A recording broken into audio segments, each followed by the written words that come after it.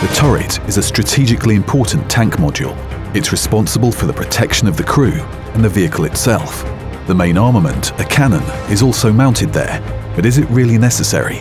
Can a tank without a turret still be considered a tank? The Swedish designers proved that it can.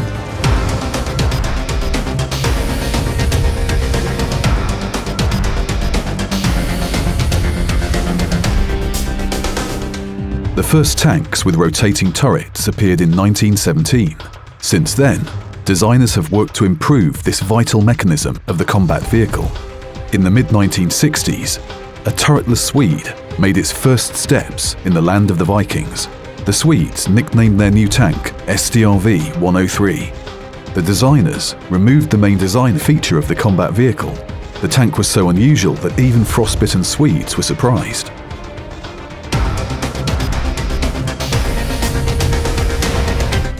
Stefan Karlsson, director of Arsenal Tank Museum, knows all about the strange features of the Strv-103 firsthand.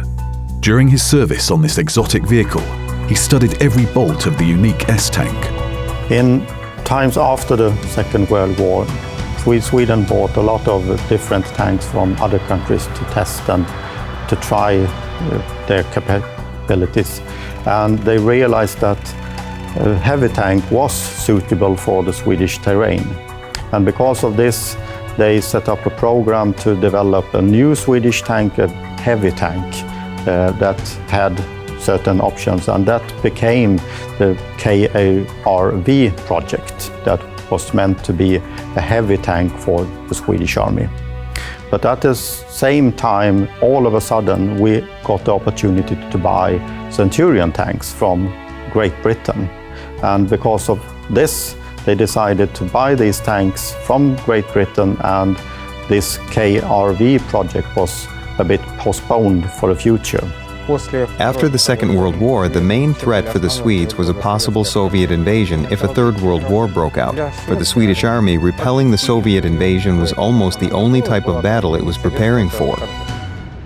The limited budget didn't allow Sweden to buy enough foreign tanks to confront the Soviet forces.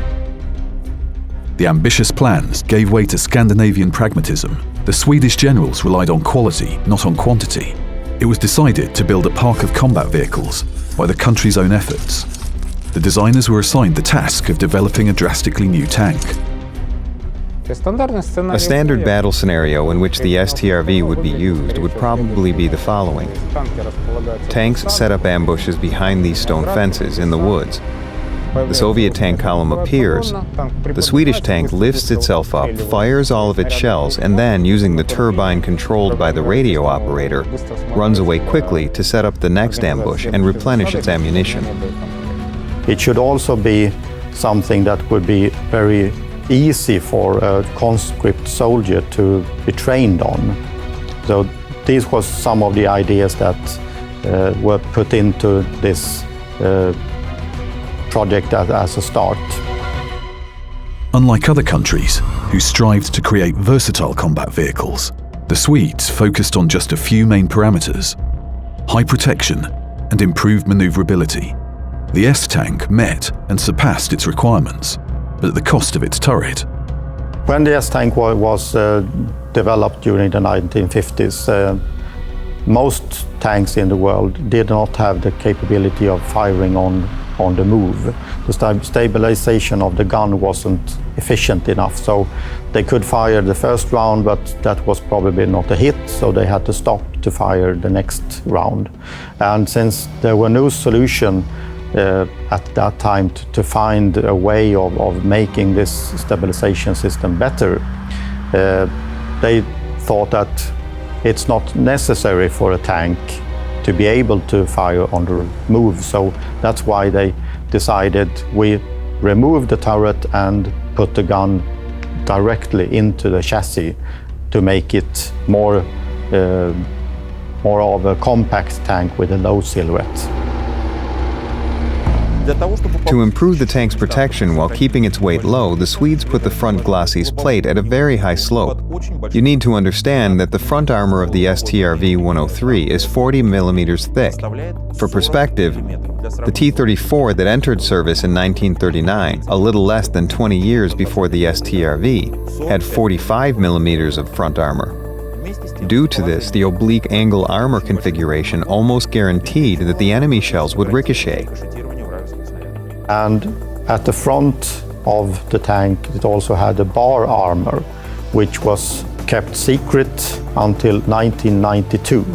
And this is a kind of bar armor that you will find on many tanks and armored personnel carriers today. So that was probably the first time it was ever used on a tank.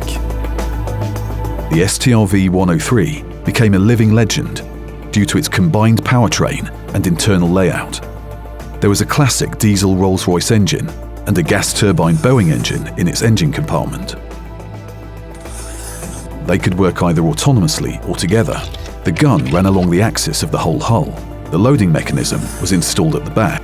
There were 3 crew members: driver, commander, and radio operator. The low height of the turretless Swede, as low as 1 meter 90 centimeters, was fully compensated for by its internals.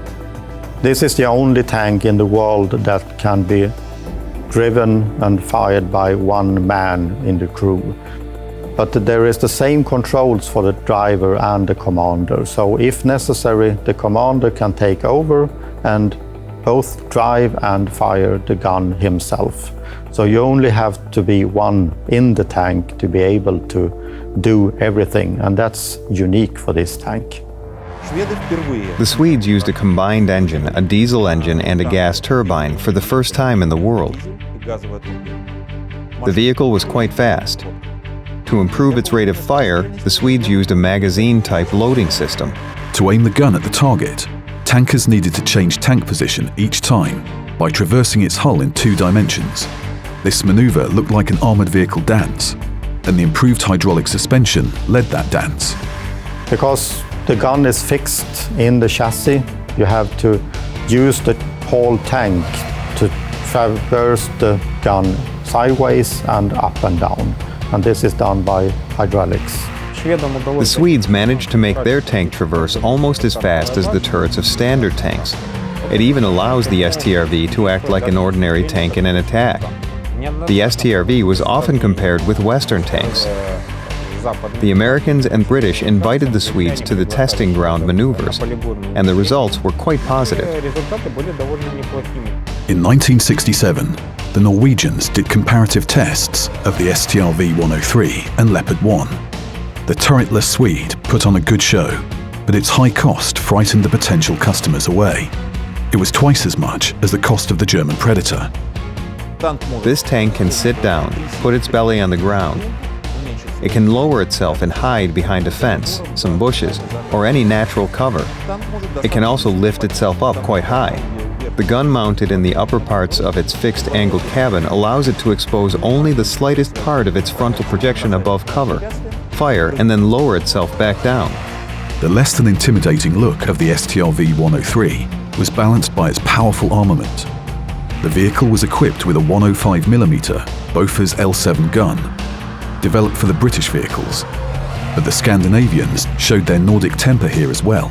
This gun was used in the Centurions. At that time, it was almost the best gun in the Western world. Also, the Swedes made it longer, so if the standard L7 had 56 calibers in length, the Swedish designers mounted a 62 caliber long gun. This means they added more muzzle velocity and got more penetration, which allowed the Strv to fight successfully against all tanks in the world at that time. In theory, its improved shell could damage even the promising Soviet tanks of that time. It had good chances against even the T-64. Let's compare the Strv-103 with a classic World War II tank, the T-34, for its off-road speed, but make it more difficult for the Scandinavian vehicle. Let it race in reverse, and the Swede will easily come in first, because the Strv-103 is the only tank in the world capable of moving at up to 50 km per hour in reverse. There are many bodies of water in Sweden. a lot of rivers and lakes. That's why the Swedes equipped the Strv with a very original fording system. The crew would set up a 3-meter-high covering above the tank and ford the river by its bed. The driver would be located near the side of this covering at the back and control the vehicle with the help of cables. They used duplex drive, like the Sherman tanks during World War II. There was a high rubber-coated tube that was lifted up from the frame on the tank sides. It was like a cooking pot with the tank itself at the bottom, and this pot could swim.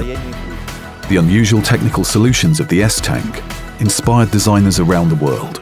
During the creation of the Merkava tank, the Israeli engineers borrowed the idea of putting the engine at the front from the Swedes. This solution provides additional crew protection. Using all these new features in one tank that early was down to the Swedish know-how. They managed to create a rather effective vehicle with fixed armament. Generally speaking, this doesn't happen very often. The designers constantly modernized the S-tank, which became a national heritage. The Strv-103 was equipped with modern visibility systems and dynamic armor. The designers also experimented with the armament and ballistic computers, but having never showed itself on the battlefields, the turretless Swede took its well-deserved rest in 1997. It might be said that this is the most anti-tank tank in the world. To my mind, it's one of the best tanks of the second half of the 20th century. I mean, the Swedes were very wise in not trying to keep up with other nations when creating a tank, instead optimizing it for a particular task, for their particular theater of operations. As a tank crew member, it was a fantastic tank if it worked and did not have any technical problems. I have been in this tank several times during maneuvers, so it is fantastic as a defensive tank, and it's very easy to drive, very easy to fire, and you can easily hit another target or an attacking enemy if you stand in the right type of gun position.